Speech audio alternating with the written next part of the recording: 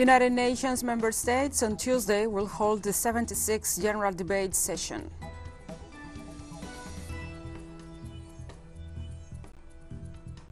Canadians gave Prime Minister Justin Trudeau's Liberal Party a victory in Monday's parliamentary elections.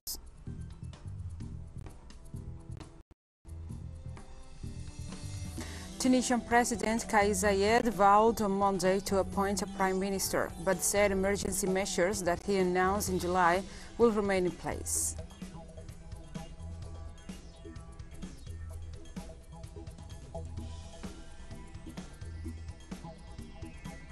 From the headquarters of TeleSUR English in Havana, Cuba, this is From the South. I'm your host, Gladys Quesada.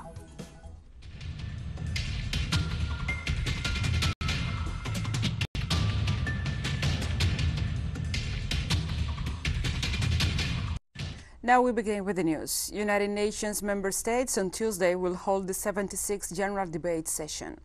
Under the theme Building Resilience Through Hope to Recover from COVID-19, Rebuild Sustainability, Response to the Needs of the Planet, Respect the Rights of the People and Revitalize the United Nations, the 76th session of General Debate of the organization will address paramount topics that affect the international community, such as the COVID-19 pandemic, vaccination rollout, and preparedness ahead of health crisis. Climate change and action to tackle it is also expected to be discussed. This year, because of the pandemic, world leaders are invited to send in pre-recorded videos of their speeches, which will be broadcast as live. However, several countries can attend the debate in person with limited delegations. The UN Secretary General, Antonio Guterres, will introduce the annual report of the activities of the organization at the opening of the central debate.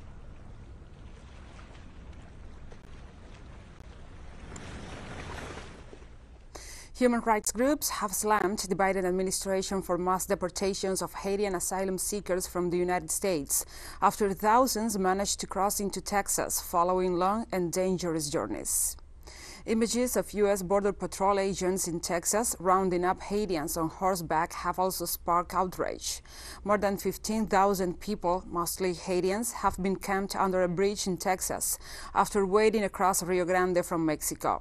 Over 300 were forcibly deported and arrived in the Haitian capital on Sunday, while another 128 arrived on Monday, including 45 children. U.S. Department of Homeland Security Alejandro Mayorkas said on Monday that 6,500 asylum seekers have been taken into custody in advance of processing and removal from the United States. The vast majority will be expelled under Title 43, a Trump-era health order that cites the coronavirus pandemic as a reason to quickly expel people seeking asylum at the U.S. border. Human rights groups have insisted the order is a violation of the U.S. own migration policies.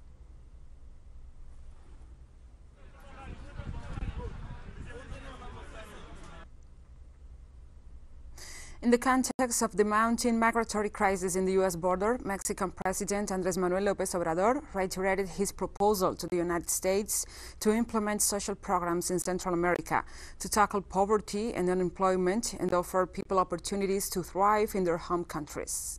Action must be taken with greater urgency, promptly, and investment made in Central America, especially the programs that are being applied in the southeast of the country. In Chiapas, especially the Sowing Life and Youth Building the Future programs, which can be applied immediately in Guatemala, Honduras, and El Salvador to create expectations, hopes, and so that people are not forced to immigrate. That is what we are proposing to President Biden. Referring to the recently held 6th Summit of the Community of Latin America and Caribbean States, President of Mexico and summit host Andrés Manuel López Obrador described the agreements reached as positive. Well, the outcome of CELAC is very positive. Many presidents, ministers, diplomats from Latin America and the Caribbean participated. There was a good meeting in spite of the differences. It had been a long time since a meeting like this was held, because there was a lack of agreement. There was confrontation. That was expressed in the CELAC meeting, but it is part of the diversity and diplomatic plurality that exists. I have always maintained that political confrontation is consubstantial with democracy. The new cabinet of Argentina was sworn in this Monday, following a reshuffle in the light of the negative primary results of the ruling party. President Alberto Fernandez named Juan Manzur, governor of Tucumán province, his new cabinet chief of staff, as part of the changes announced last week in the aftermath of the elections. Other ministerial changes were the portfolios of security, livestock, agriculture and fishing, foreign affairs, education, science and technology, and also communications. On learning the results of the primaries held last Sunday, President Alberto Fernandez recognized that his government had to change strategy and to ensure it better responded to the demands of Argentine voters in order to reverse the negative results come November, when the country will hold legislative elections. Put all your strength into it. The solution to the problem of the Argentines does not lie in dividing us. It lies in being more united than ever to face what is needed. You will not see me trapped in unnecessary disputes. In internal disputes, my only concern, like the only concern of all of us who are part of this government and this space, is that Argentines should be happy again after so much misfortune experienced in the 4 years that preceded my arrival in government and in the 2 years of the pandemic. President of Vietnam, Nguyen Xuan Phuc, ended his official visit to Cuba on Monday after being awarded the Order of José Martí by Cuban President Miguel Díaz-Canel. The visit saw the signing of several agreements on health, construction, tourism, cybersecurity and energy. After meeting with Cuban biotechnology experts, the Vietnamese head of state made official the purchase of some 10 million doses of Cuba's Abdala vaccine against COVID-19. The initiative also includes joint cooperation in the development of the shots. Meanwhile, executives of Cuban hotel groups signed a memorandum of understanding with a Vietnamese firm for the creation of a joint venture for the construction and development of hotel projects.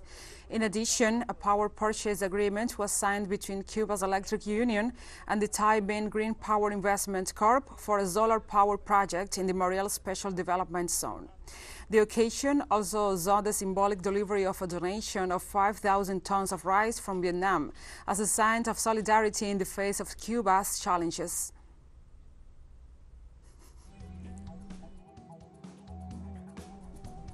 We'll be right back after this very short break, so don't go away.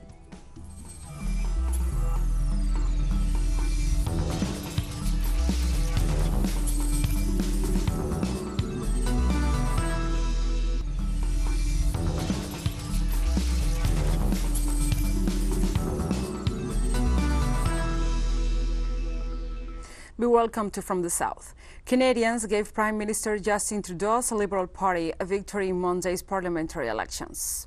The Liberals won most seats of any party. They led in 156 ridings, the Conservatives in 123, the Quebec-based Bloc Québécois in 29, the leftist New Democratic Party in 28, and the Greens in 2. The polls came 2 years early and were announced just last month as Prime Minister Justin Trudeau made a risky bid to secure a parliamentary majority, having failed to do so in 2019. Prime Minister's attempt to win a majority of seats failed, and the result was remarkably similar to the election 2 years ago. So he still has to rely on help from other parties to pass legislation. I'm personally interested in the idea of UBI, not because I could personally use it, but because I know too many people who their quality of life would improve if such a thing did exist. Today, I was mostly just concerned with not having conservative success personally, just because I know a lot of people who could use a lot of help, yeah. Well, there's so many disasters going on around the world, and I hope they can make changes to the climate change and improvement. Hello. The very important topic for everybody now is how to handle this situation with the virus, so the economics, the business will continue to work, and I know this is like most important now, to keep people working.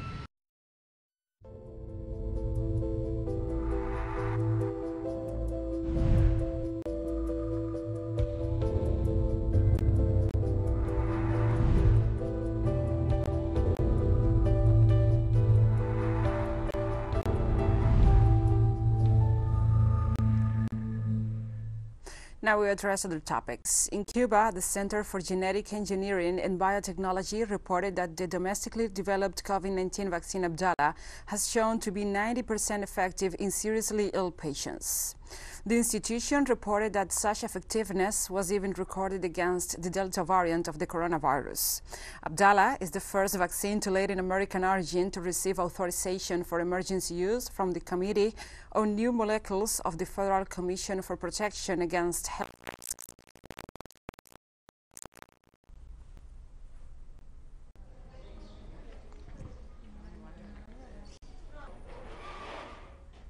Cuba received a new batch of medical supplies from China in the context of the fight against COVID-19. China has provided medical oxygen, respirators, protective gear, and other supplies for the prevention and control of the novel coronavirus.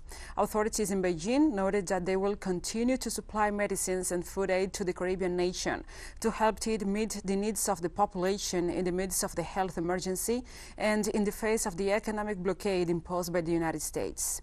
This is the latest sign of solidarity and advancing bilateral relations between the two countries.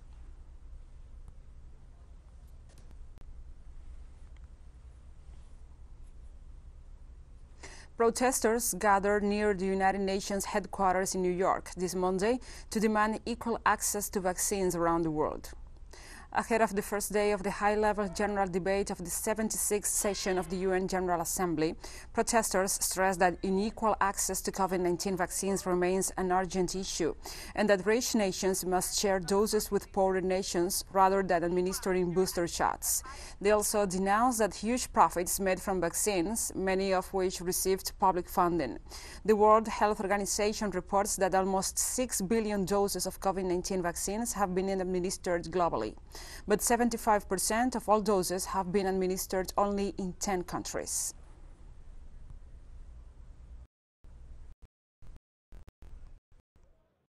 I'm here with everyone else to call for President Biden to make good on his promises, to actually enact a TRIPS waiver, to actually share the vaccine technology, including from the publicly funded NIH Moderna vaccine with other manufacturers, and to invest in global manufacturing worldwide, so that we have enough vaccines for the rest of the world and to stop this apartheid and pandemic. And personally, for me, I'm from India. I was born there. My family's there. I've had family and friends who have passed just because they didn't have access to a vaccine, even though it was available here. Rest of the world, because right now we're offering the booster shots, but they're forgetting about the other countries like Africa, Latin America, India. Those people over there are dying. Children, elderly people of all ages are dying all over the world. In a pre-recorded virtual address to the United Nations, outgoing German Chancellor Angela Merkel has noted that recovery from the COVID-19 pandemic offers the international community an opportunity to work to meet the UN Sustainable Development Goals. The COVID-19 pandemic has settled back also with respect to the UN Sustainable Development Goals. It is therefore all the more important that we take resolute action now. This global crisis is also an opportunity to make our life and economies more sustainable. We want to use the recovery from the pandemic to achieve a transformation to genuine sustainability. It is clearer than ever before that we must implement the 2030 agenda more swiftly. Germany intends to be climate neutral by 2045. In so doing, we are also sending an important signal for the climate conference in Glasgow. We will also apply ambitious targets at the biodiversity conference in October. Sustainability touches all areas of life and work. It is a task for society as a whole. And we have more stories coming up after this final short break, so stay with us.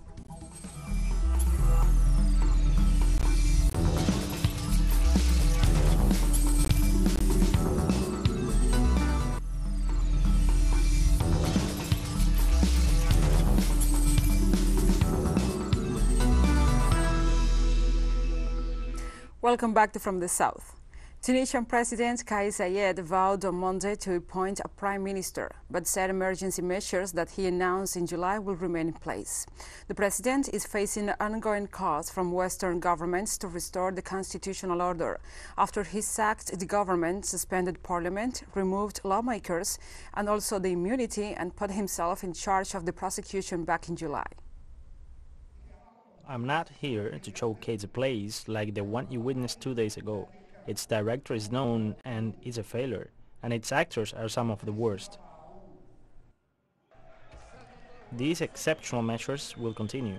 Transitional provisions have been made and a prime minister will be named, but on the basis of transitional rulings responding to the will of the people. Authorities in the conflict-torn Ethiopia have announced the country will not hold polls in at least 26 constituencies during the next round of national elections due to security issues. Prime Minister Abiy Ahmed's Prosperity Party secured a new 5-year term in the first round of June by claiming 410 out of 436 contested seats in the federal parliament. A second round of voting is planned for September 30th. First round of elections, there were 7 constituencies in the Oromia region and around 10 constituencies in the Harama region where elections did not take place. The board is inclined to decide to hold elections in the regions where there will be assistance without sabotaging the election process, and the security situation will not be a problem. We have not decided how and when the election will be held in these places. However, since the number of constituencies is small, we will decide when to hold the election collectively all together. Thousands of students were hospitalized in the Kenyan capital Nairobi on Monday in the nighttime after a high school caught fire. Students with breathing complications were rushed to hospital after they tried to escape the fire in the Ofafa Jericho High School. 40 students were admitted and 15 were discharged after receiving medical attention. According to the school principal, no student was seriously hurt in the incident. The cause of the fire was not immediately known, and members of the Nairobi County Department said investigations will commence at daybreak.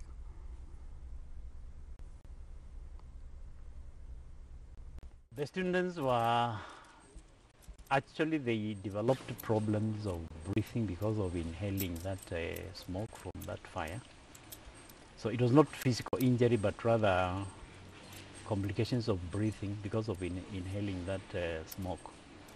And that happened in their effort to save that cubicle, as they were actually drawing water and throwing it to the fire to put off the fire. Most of the students actually were taken to the hospital, they were attended to, and they were actually returned back to school. The few who are in the hospital, we have also talked to the hospitals, and they have assured us that they are in stable condition.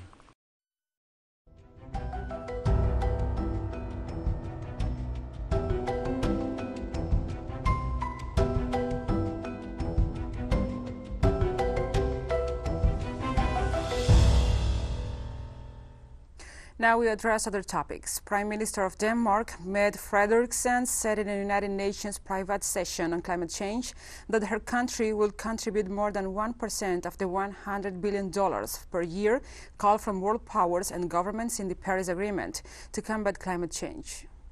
Recognize that we come from different starting points. It is easier for a country like US and for Denmark to reach the goals when it comes to the Paris Agreement, and it's almost impossible for the poorest and most vulnerable countries unless the rest of the world, the richest countries, do more. So we need to use our aid more directly on climate change, and we need to be more responsible, and that's what I try to underline, and I also try to lead by example. When Denmark can do it, we have very high national ambitions, and we are now dedicating more of our aid to climate changes, then other countries can do the same. In Brazil, the water reserves of the hydroelectric plants in the south and southeast of the country have reached a historical low for the month of September. Several plants register levels below those confirmed in 2001, when São Paulo state ran out of water. The largest hydroelectric plant in the southeast, Ilha Solteira, has reserves of just 1.45%, while another 6 plants are running on less than 10%. The Paraná River system has a month's worth of reserve water, but unless major rainfall occurs soon, there will be no way to generate electric power. Social movements had denounced that the Brazilian government cover up the emergency until September 7th, the date of major protests called by far-right President Jair Bolsonaro and financed by the agribusiness sector.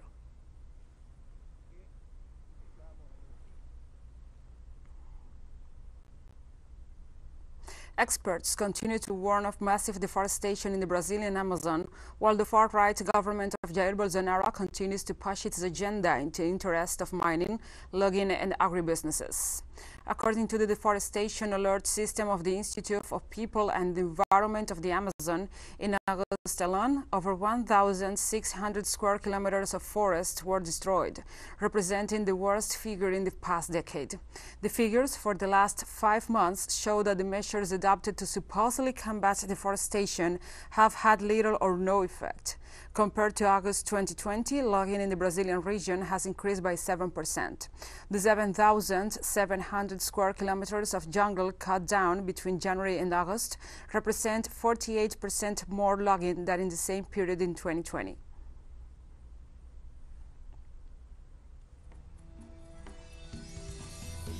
And we have come to the end of this news brief. But remember, you can find this and many other stories on our website at telesurenglish.net. And also, if you feel so inclined, please join us on social media. We are on Facebook, Twitter, Instagram, and Telegram. For TeleSUR English, I'm your host, Gladys Quesada. Thank you for watching.